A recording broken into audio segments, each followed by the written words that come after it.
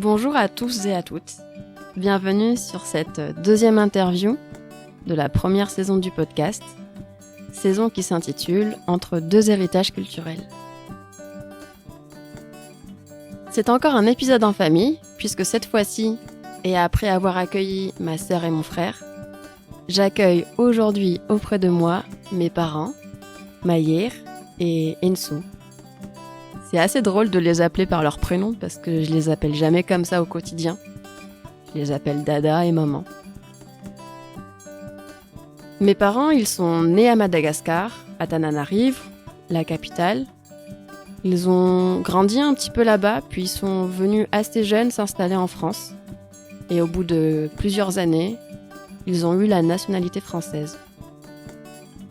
Dans cet épisode, ils vont nous raconter comment ils ont apprivoisé la vie en France, les difficultés rencontrées quand on fait face à une culture différente de celle d'origine, mais aussi ce que cette nouvelle culture d'adoption leur apporte et leur offre. Et évidemment, ils vont nous partager comment ils se sentent et se sont toujours sentis rattachés et liés à Madagascar, comment ils sont fiers d'être malgaches et de représenter Madagascar en France.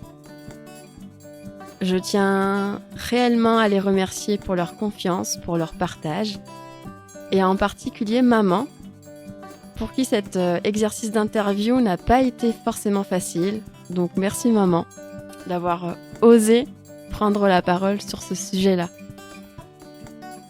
Voilà, j'espère que cet épisode vous plaira, et je vous souhaite une bonne écoute.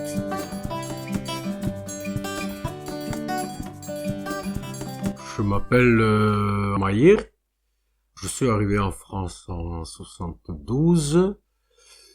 Ça fait depuis donc quelques années que je suis à Toulouse et je n'ai pas changé du tout. Je m'appelle Ensou Honorine. Je suis venue en France depuis 1989. J'ai aussi d'autres prénoms, oui. Gabriel, Louis, en plus de Maïr. Bien sûr, j'ai les deux. Parce que d'abord, je sais pas si c'est coutume, parce que mes parents nous donnent les deux prénoms, français et malgache. Avec mes amis ou avec mes collègues, c'est pas pareil. Avec mes amis malgaches, je donne bien sûr toujours les prénoms malgaches. Et sinon, aux collègues ou autres, c'est plus facile de dire le prénom français. Après, ceux qui veulent me connaître un peu plus me demandent si j'ai un prénom typiquement malgache, auquel cas je leur réponds. Quand je rencontre des gens, en fait, souvent, ils s'est trompé de mes origines. Hein. Parce que souvent, ils disent que je suis... me demandent si je suis une Cambodgienne ou réunionnaise. Peut-être il y en a qui savent que vous venez de Madagascar, mais sinon, la plupart... soit je suis comme j'ai dit tout à l'heure, cambodgienne ou d'autres d'origine. Voilà. La grande majorité disent que c'est plutôt asiatique. Ça m'amuse plutôt parce que c'est un prétexte pour moi de montrer un peu le microcosme malgache et de montrer la grande variété ethnique malgache.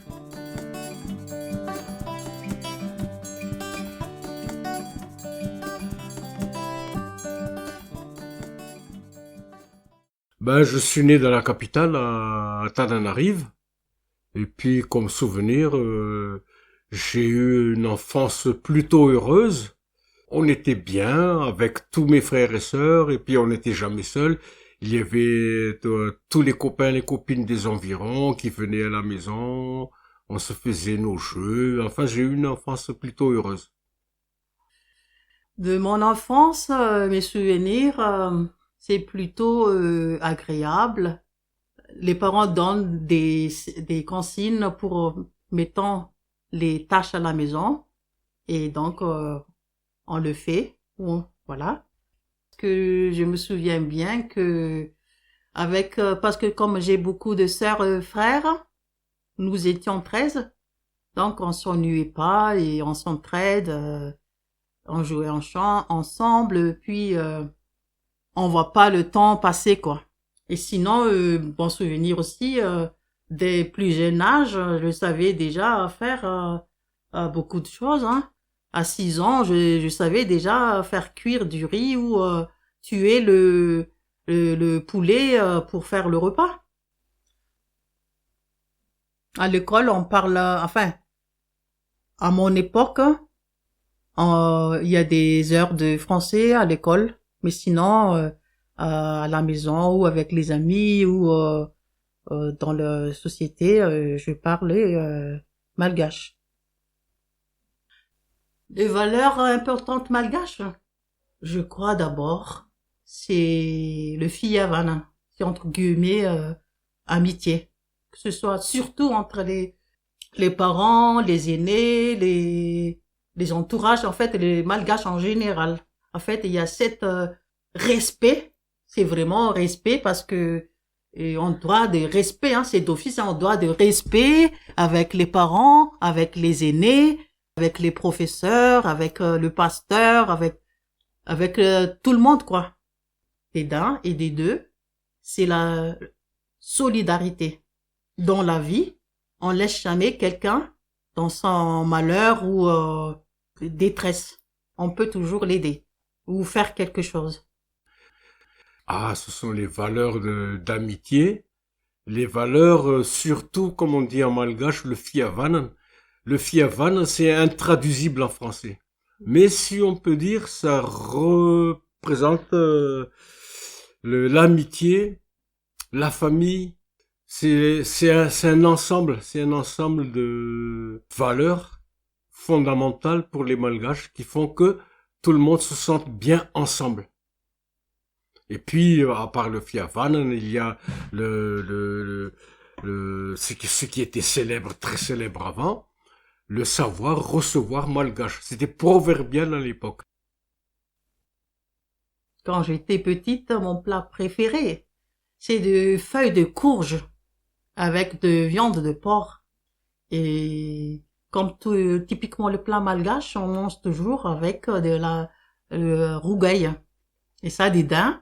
Et deuxième plat, enfin, parce que moi, j'ai 3 plats que j'aime beaucoup.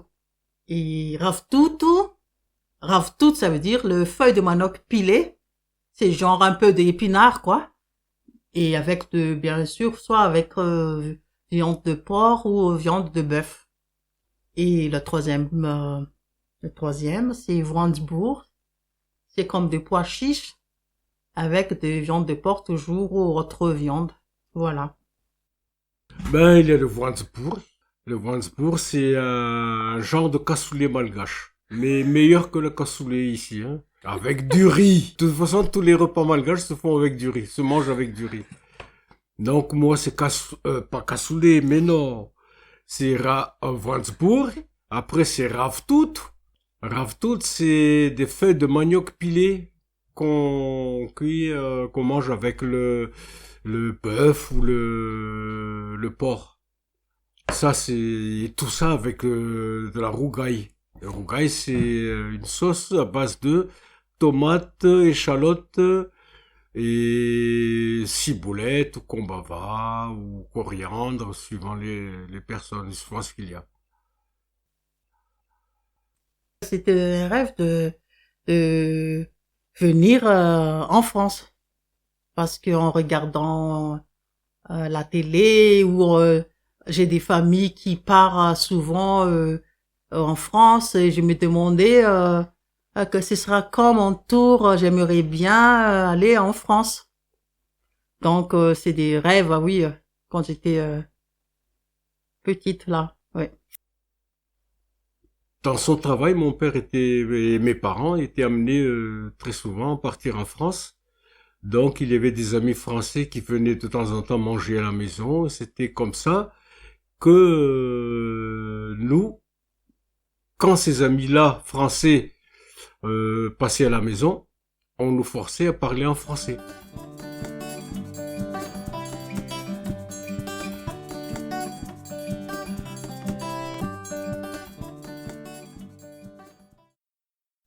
J'avais 23 ans que j'ai quitté Madagascar. C'est mon cousin. C'était lui qui c'était lui qui m'a cherché à la gare, à l'aéroport. Et après, je suis descendue en Vendée chez ma tante, la sœur de mon papa, et j'habitais chez eux. Ma première impression, j'étais contente, mais en même temps, c'était triste parce que j'ai quitté tous mes amis à la fac à Madagascar, et surtout ma meilleure amie aussi. J'étais contente aussi parce que mon rêve est réalisé. Mais sinon, j'étais pas contente le jour des fêtes, Noël ou quelque chose comme ça parce que ça me manquait tellement ma famille et mes amis. J'ai quitté Madagascar à 16 ans, à l'âge de 16 ans. C'était donc fin août 1972 pour la rentrée scolaire 1973. Ah, c'était très bizarre. J'étais accueilli par un cousin à Paris. Et lui, il était déjà établi, il travaillait à Paris. Donc, c'est lui qui s'est chargé un peu de m'introduire la vie française. Pour moi, tout était devenu très grand, énorme. J'avais les yeux qui s'écarquillaient sur n'importe quoi. Les camions qui dépassent les voitures. Nous, on était à 100 à l'heure et un camion nous dépassait. Mon cousin qui me dit, t'en fais pas, il y a pas de souci. Quand je suis arrivé au printemps, les magasins qui sont grands, lumineux, pleins de bonnes choses. Et quand on était allé à l'hôtel, des hôtels propres, le lit propre, très grand. Mada, c'est une circulation anarchique. C'est qui c'est qui veut rentrer en premier, puis qui veut sortir en premier, quoi. Et tout ça, ça change. Par rapport à l'arrivée en France, c'est bien nomenclaturé, les directions sont bien données, on sait où est-ce qu'on va, les routes sont grandes, bien faites. Je vous dis, moi, ce qui m'a vraiment le plus choqué, c'est le moment où on était à 110 sur l'autoroute, et puis il y a un gros camion semi-remorque là qui nous dépasse à 110. Ah, c'est la première fois que je voyais ça. Au niveau de la nourriture, c'est pas pareil, hein. C'est après, quand on mange la nourriture, quand je suis arrivé en France, on était en pleine période du poulet aux hormones. C'était de très gros poulets. Un poulet, il faisait 2,5 kg, 3 kilos même. Et c'était des poulets, hein, c'était pas des chapons. Mais alors, qu'est-ce que c'était fade? Ça m'a choqué. Ça m'a changé aussi par rapport à la viande qu'on mangeait à Madagascar, qui était très goûteuse. C'était petit, mais goûteux. Ce qui m'a marqué quand je suis arrivée, d'abord quand la première fois quand j'ai été atterrir à Paris, j'étais complètement dépaysée. Voir les immeubles très hauts, on était bouche bée, regarder partout. J'ai eu peur parce que je croyais que les voitures vont m'écraser. En même temps, mes yeux regardaient. Oh, c'est quoi tout ça? Oh, c'est magnifique. Et d'un coup, d'un côté, ça me fait peur. D'un côté, j'étais contente. Waouh, c'est comme ça, c'est comme ça. Mais voilà. Au début, en fait, tout ce qui est charcuterie, j'étais, oh là là. J'ai sauté là-dessus parce que c'est très rare que j'ai mangé des charcuteries à Mada. Mais sinon, ça me manquait quand même les plats malgaches, hein, parce que c'est naturel, c'est bio et c'est très, il y a du goût quoi. En fait, c'est pas trafiqué, mais il y a le goût. Donc voilà, c'est genre que ce soit volaille ou viande ou les légumes, tout ça, vous sentez bien avec les yeux fermés, qu'est-ce que vous mangez.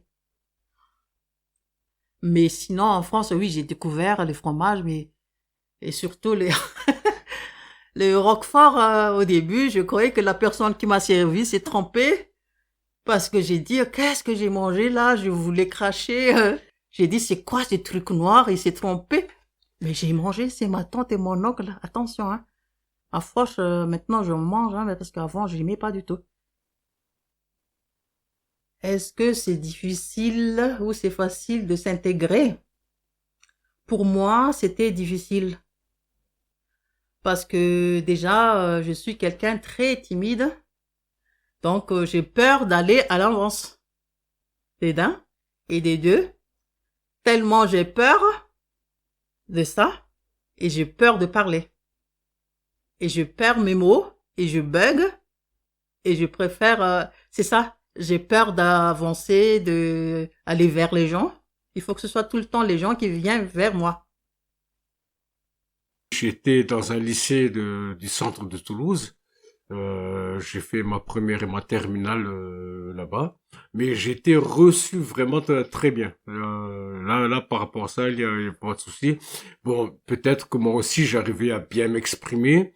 Je parlais très bien le français, donc non, je pense que c'est comme n'importe quel adolescent qui rencontre un autre adolescent. Puis le truc marrant, c'était justement le truc plutôt de découverte. Qui sait que ce bonhomme-là, ils savent pas si c'est asiatique ou quoi, et invariablement, on me demande, mais de quel pays tu viens? Ben, je viens de Madagascar. Ah oui, t'es madagascarien. Bon, ça, c'est classique. Par exemple, quand je dis que je suis malgache, ah oui, tu viens de Malgachi. Voilà, bon, c'était marrant, mais c'était plutôt dans le bon temps, dans la rigolade, quoi.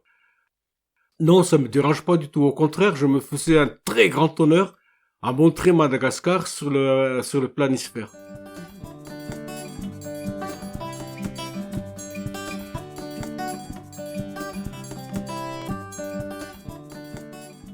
C'est la vie en général parce que c'est pas du tout la même vie, c'est pas la même façon d'appréhender les choses. Il y a des moments où on pense que c'est logique. Pour les autres, pour mes camarades qui étaient avec moi, c'était pas logique, c'était pas comme ça qu'ils voyaient les choses. Donc, il y avait relativement souvent des petites confrontations de la vie quotidienne, mais qui m'apprennent autant que ça apprend à eux. Que, celui-là, il a une façon de voir les choses qui n'est pas comme nous et qui n'est pas obligatoirement mauvais. C'était en 73. On était en première. Et puis, d'abord, on est devenus amis, Jean-Pierre et moi. Il faisait partie de la JEC, la jeunesse étudiante chrétienne, et c'est lui qui m'a fait rentrer dans le mouvement de la jeunesse étudiante chrétienne. Et on est rentré après dans la JOC, la jeunesse ouvrière chrétienne, ensemble. Et puis, il y a eu Bernard. Bernard, lui, il est très grand, très costaud. Et donc, voilà mes deux très grands amis. Et un jour, on a dit, bon, écoute, puisque vous voulez connaître un peu la façon de vivre des Malgaches, je vous invite à manger chez moi. Il a dit, ah ouais, ok, y a pas de souci. Bon, et j'habitais ensemble avec ma cousine à l'époque, qui m'ont accueilli elle et son mari. Et ils m'ont dit, qu'est-ce que tu veux qu'on leur fasse à manger? Je leur ai dit, du raftout. Le raftout, ce sont des feuilles de manioc pilées avec de la viande de porc et puis de la rougaille. Voilà. Mais comme le raftout, il est très bon, mais simplement la présentation est un peu bizarre et un peu même difficile parce que ça ressemble un peu à une bouse de vache. Et donc, on cherchait le moyen de pouvoir bien présenter ça avec ma cousine pour que mes deux copains ne soient pas trop dépaysés, quoi. Et puis, quand le moment était arrivé, j'ai quand même prévenu mes deux copains, ne vous en faites pas, c'est très bon, mais on n'arrive pas encore à voir la bonne présentation, donc on va le manger tel quel. Et on dit, ouais, ok. Et au moment où ma cousine sert le raftout, il y a Jean-Pierre qui fait et il y a Bernard qui fait et puis par politesse, quand on a fait circuler le plat, Jean-Pierre lui n'est pas un gros mangeur, mais par contre Bernard, il a pris une petite cuillerée de riz, une petite cuillerée de raftout, et puis il a dit merci. Alors j'ai relevé, je lui ai dit, écoute, t'es un gros mangeur, toi, pourquoi tu prends que ça? Non, non, mais c'est bon, je veux goûter d'abord. Ben, il a goûté. Et une fois qu'ils ont goûté, là, j'ai retrouvé mon Bernard. Il a rempli de riz, il a remonté dessus tout le raftout, et il a tout bouffé. Comme quoi, c'est peut-être pas présentable, mais c'est bon. Quand je suis arrivé en France, ma cousine m'a présenté une association, d'ailleurs la seule, c'est l'association des étudiants d'origine malgache, qui faisait des activités culturelles et sportives. Et comme moi, quand je suis parti de Madagascar, j'étais un sportif accompli, je voulais connaître les sportifs malgaches. Et c'est comme ça que j'ai connu la communauté malgache à Toulouse. Quand on est arrivé, si j'ai des liens avec les Malgaches? Oui, quand je suis arrivé, comme je suis venu, atterrir en Vendée, habiter à Vendée, j'ai resté que avec ma famille, parce que y a pas beaucoup de Malgaches. Mais quand je suis venue sur Toulouse, je fais partie d'une chorale malgache, donc j'ai resté beaucoup avec les Malgaches. Ah, il y a une très grande différence. Il y a une très grande différence parce que, d'abord à Madagascar, on se pose pas ce genre de questions puisqu'on est à Madagascar. Par contre, en France, il y a quelque chose que j'ai beaucoup apprécié, c'est la solidarité. Les valeurs de solidarité entre Malgaches, présentées par cette association, étaient vraiment bien parce que, en général, les gens qui étaient boursiers, qui venaient à Toulouse, arrivaient en train à la gare Matabio. Et il y avait toujours 2 ou 3 personnes de cette association qui accueillaient les nouveaux malgaches. Moi, j'étais pas boursier, j'étais envoyé par mes parents, donc pour mes études. Ce qui fait que je n'ai pas vécu pareil ce moment-là. Mais on s'est tous retrouvés au sein d'un bâtiment qui a été prêté par la France aux Malgaches et qui appartenait à l'ambassade malgache. Et c'est là qu'on se retrouvait pour faire des fêtes, pour faire des rencontres, pour faire les accueils des nouveaux, etc. Pour moi, il y a des valeurs qui vont d'elles-mêmes, les valeurs d'accueil, on sait recevoir des gens, on aime les gens. Quand il y a un problème, on va aider ces personnes. Et on l'a fait depuis Madagascar et je continue toujours à le faire en France, naturellement. Il y a des rituels malgaches que je continue à faire en France. Genre, quand il y a des mariages, il y a des dons à faire. Ou sinon, dans le malheur, quand il y a des décès, il y a des genres, je sais pas comment on dit ça en français, c'est famanguine. Ça veut dire qu'on rend hommage le défunt et on voit la famille du défunt et on donne une enveloppe. Ça, je continue encore en France.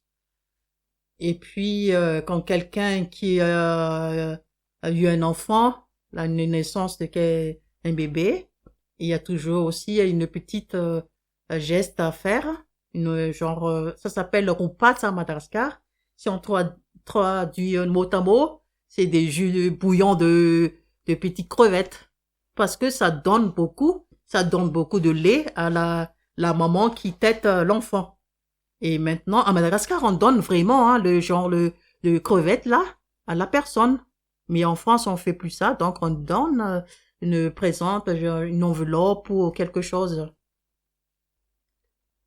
Par exemple, quand je me suis marié, il y a eu le Vudiunj. La cérémonie du Vudiunj pour les Malgaches, c'est très important, c'est le plus fondamental. Le Vudiunj, c'est la présentation de la famille du mari qui va aller vers la famille de la femme pour se connaître, pour en parler.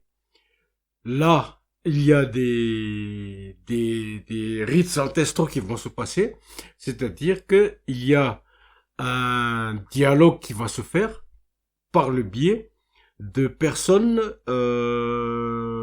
qui sont habilitées, des gens qui savent parler la façon de faire des ancêtres, de la part, d'une part, de la famille du mari, et d'autre part, de la famille de la mariée, qui doit savoir répondre. Et donc, la joute verbale, c'est très typique à Madagascar par rapport à ça. Et actuellement, il y a encore des mariages qui n'aboutissent pas à cause de ça. Parce que les deux orateurs n'ont pas bien parlé, puis ne sont pas tombés d'accord. Et du coup, le mariage a été empêché. Mais bon, c'est très rare, mais ça arrive. Ça d'une part. D'autre part, il y a le moment où la famille du mari va offrir ce qu'on dit les offrandes à la famille de la femme. Et en général, c'est de l'argent. Et puis avant, on l'appelle le vudjunj actuellement. Mais avant, c'était vraiment le vudjunj textuellement, c'est-à-dire le cul du mouton. Le mouton, on donne ça aux aïeux, aux grands, et c'était signe vraiment de reconnaissance et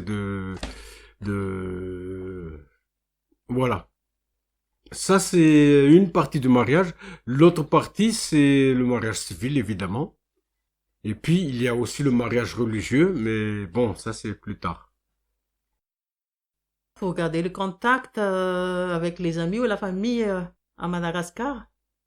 Disons que avant, j'écrivais beaucoup. Et même presque une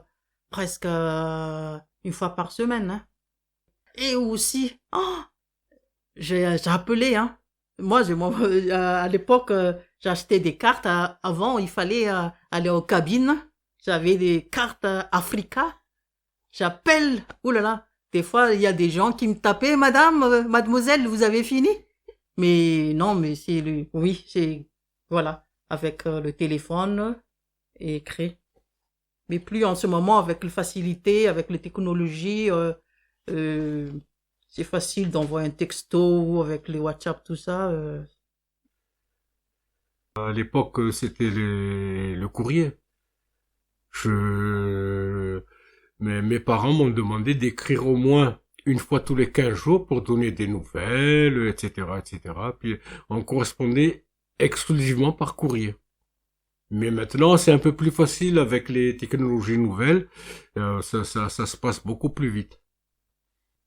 Noël, c'était avec la famille. J'avais mon frère, mes sœurs, donc on le faisait toujours en famille, etc. On va toujours à la messe de minuit, comme on a fait à Madagascar, avec mes parents, lors du vivant de mes parents, et qu'on a perpétué ici avec ma femme et mes enfants.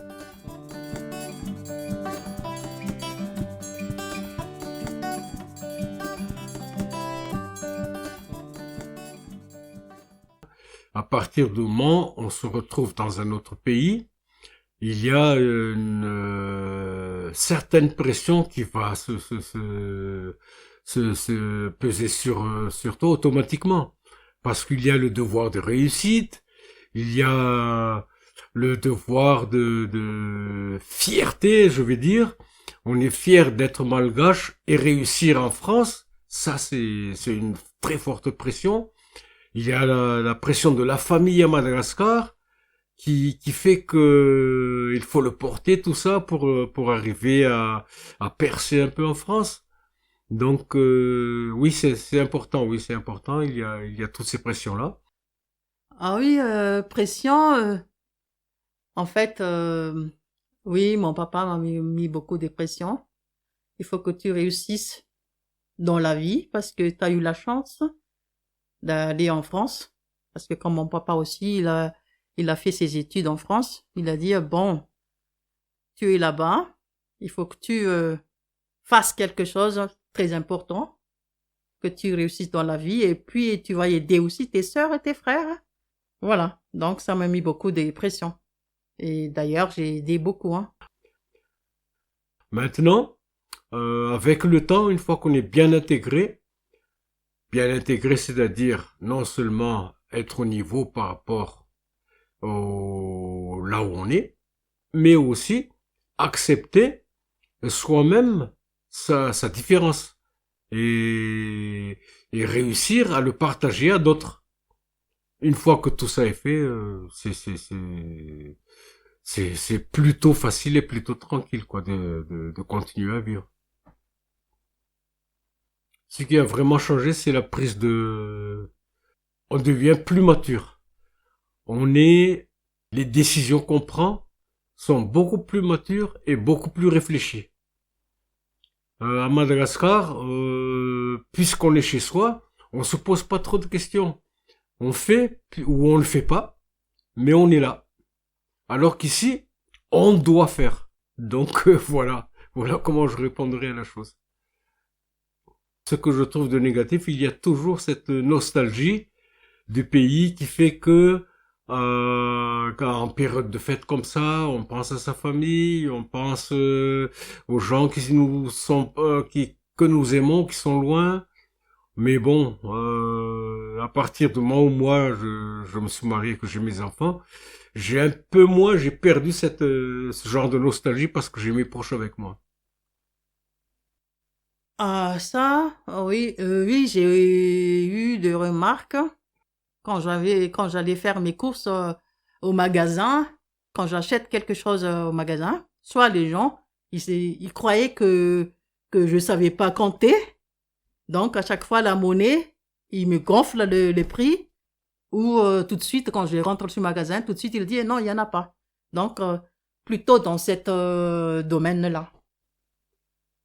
Oh, vous savez, c'est comme partout ailleurs, hein. Quand une personne d'une autre couleur va dans un autre pays dont les ressortissants sont d'une autre couleur, il y a toujours fatalement à un moment ou à un autre des frictions. Maintenant, il faut savoir vivre avec ces frictions, savoir reconnaître qui on est et savoir aussi quand même voir ce qui se passe et puis appréhender certaines choses de bonne manière.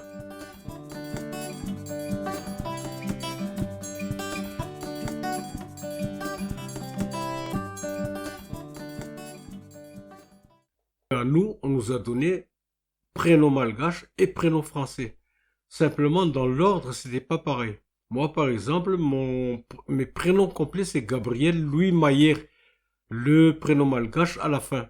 Et moi, pour vous, j'ai mis le prénom malgache en premier. Parce que je suis fier de mes origines, je suis content, je suis vraiment très fier d'être malgache. Ça, c'est ce qu'on appelle de l'atavisme.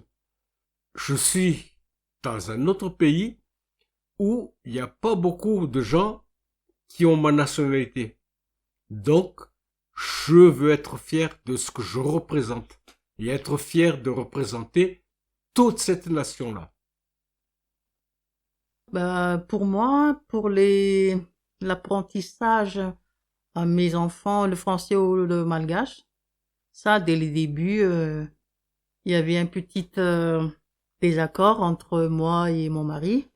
Parce que moi, je crois que c'est parce qu'il y a des générations différentes, hein. Mais moi, à mon époque, je pense toujours que les enfants, il fallait apprendre la langue dès le plus jeune âge, parce que plus les enfants sont très jeunes, ils apprennent facilement et enregistrent facilement que nous, les adultes.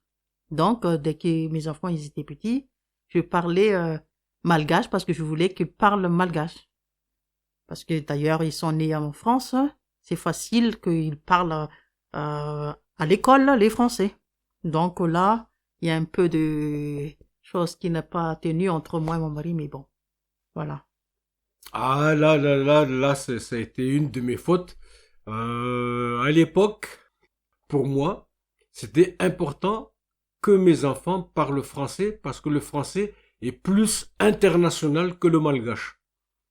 Mais malheureusement, moi, à mon époque où j'ai vécu ça, il y avait le choix, faire vraiment apprendre à mes enfants le français ou le malgache. Alors qu'actuellement, si on peut le faire, c'est le français et le malgache. Moi, il y a des gens qui parlent, dont les enfants parlent aussi bien français que malgache. Ah oui, je regrette, oui. Je regrette, oui, parce que j'aurais aimé que mes enfants parlent aussi bien français que malgache. Ma réaction quand vous partez à Madagascar sont les parents. Ah oui, c'est toi et ta sœur Dina et Nadine. Au début, ça me fait... j'étais un peu dans ma cœur, les cœurs qui se serrent. J'ai dit, oh là là, pourquoi pas, c'est nous qui va faire découvrir nos enfants d'abord. Mais après, ça s'est vite passé. Mais j'ai dit, oh, c'est l'occasion qu'ils partent. Hein. J'étais contente, quoi. J'ai dit, bon, faut mieux qu'ils fassent ça, qu'ils partent sans nous, mais je trouverai toujours l'occasion plus tard. Et ça n'empêche quand même que j'étais beaucoup anxieuse. Parce que, vu la situation actuelle là-bas, c'est pas facile. Je voulais que vous connaissiez Madagascar. C'est votre pays d'origine, c'est notre pays d'origine. Et tout ce qu'il y a encore nous, on n'a pas pu voir complètement Madagascar. Moi, j'ai vu qu'une partie du sud. Maman, elle a vu le côté ouest. Mais nous, aucun de nous, on a vu encore le côté nord. Il n'y a que toi qui as vu le côté nord. Ah, évidemment, on était anxieux.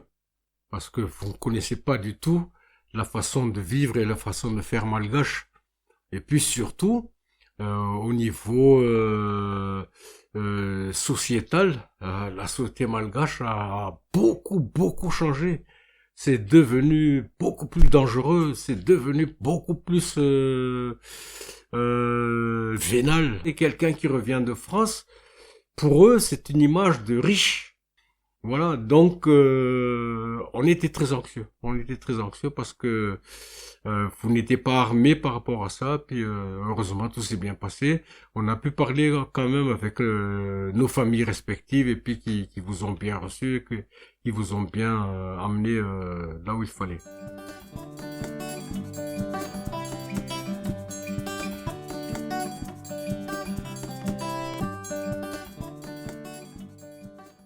J'ai été réintégré dans la nationalité française parce que je suis né avant 60. Les Malgaches qui sont nés avant 60 bénéficient d'une réintégration s'ils le demandent. Voilà, et donc ça s'est passé en 2008. Petite parenthèse explicative. Madagascar était auparavant une colonie française et le pays est devenu indépendant en 1960. Les personnes nées avant 1960 avaient la nationalité française et c'était le cas de mon père.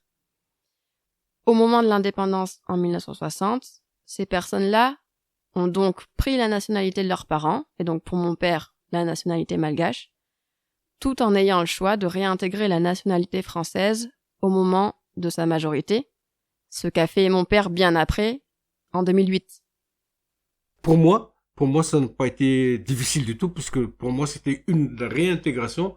J'avais déjà donc la nationalité, mais j'ai réintégré cette nationalité quand je l'ai demandé. Mais pour maman, là, ça a été une naturalisation. C'est une demande effective de nationalité qui aboutit aussi puisqu'on a fait la demande ensemble. J'ai eu la nationalité française en 2008. Et j'ai fait la demande en 2006, mais on a eu la réponse, en fait, le 2008. Ça veut dire ça a duré 2 ans. La condition, en fait, il fallait rester en France 10 ans minimum. Et surtout, avoir le travail en CDI.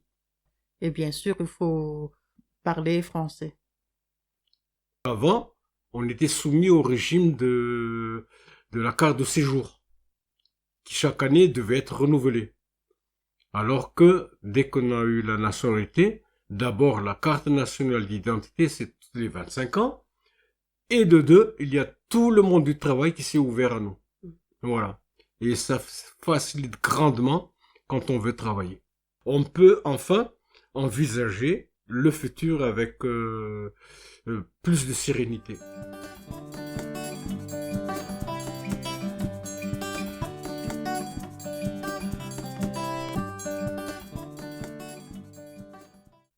Avec les contextes actuels qu'il y a en ce moment, non. J'ai envie de terminer ma vie là-bas, mais avec les contextes actuels, ça va être pas possible. C'est même en ce moment le contraire qui se passe. Il y a plein de gens qui ont les moyens, qui veulent partir en France. Avec le contexte actuellement, je dis, je n'hésite pas de dire non, parce que je répète, en ce moment, c'est difficile. Vu la situation actuelle, c'est pas possible. Si à l'occasion se présente, où est-ce que j'amènerai mes enfants, nous 5, en premier à Madagascar?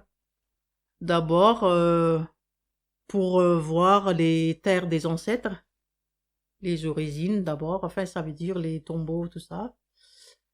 Et puis les maisons aussi des ancêtres, bien sûr, de faire découvrir les endroits très célèbres à Madagascar, les musées, l'histoire un peu de la Madagascar. Bien sûr, on n'oublie pas aussi de visiter la famille, mais comme une grande famille. Ben, voir la terre des ancêtres. Autant de ma famille que de la famille de maman. Que vous sachiez où sont les tombeaux de tous les grands aïeux. Ça, c'est très important pour les Malgaches. Moi, la première chose que j'ai faite quand je suis revenu à Madagascar, c'était voir ma mère, il n'y avait que ma mère qui était morte à l'époque. Donc, j'étais allé lui rendre mes hommages. Et puis, en même temps, de rendre les hommages à tous mes ancêtres dans le caveau familial. Voilà. Donc, ça sera le premier truc que nous ferions tous les 5 quand on arrivera ensemble à Madagascar. Ben, la deuxième chose, ce sera voir toute la famille. Ça aussi, c'est une étape obligatoire avant d'être en vacances vraiment, d'être renseigné par j'ai des contacts, il y a des amis de la famille qui sont au courant, qui nous prépareront un itinéraire touristique vraiment qui vaudra le coup.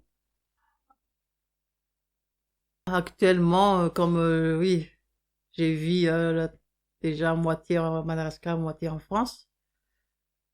Plutôt, je crois, je suis les deux encore. Voilà, il y a des façons qui dominent un peu malgache, hein. Mais sinon, c'est presque kiff-kiff, quoi. En regardant la télé, il y a des gens qui sont confrontés à ça, et il y a une remarque que j'aime bien. Donc j'aime bien les deux perspectives, la nationalité d'origine et la nationalité d'adoption. Oui, les petits vœux que je partagerai aux auditrices, aux auditeurs, en malgache. Mi fankatiava isika raha olombelona fa mandeha eo azy ny zavatra rehetra rehefa mifankatia. Et si je dis ça en français, ça veut dire je souhaite à tout le monde, il faut aimer les uns et les autres, il faut se respecter, il faut s'entraider. Voilà. Je veux dire, atov teny malaina, kapoy mbola mafana, fa rehefa mavita visana. Ça veut dire, bats le fer tant qu'il est chaud, bouge quand tu es paresseux, parce que quand tu pourras, ce sera peut-être plus possible. Voilà. Je resterai sur les mots de mes parents. Je trouve que c'est une belle conclusion. J'espère que cet épisode vous a plu. N'hésitez pas à liker, à partager et à vous abonner pour soutenir le podcast. Et je vous dis à bientôt.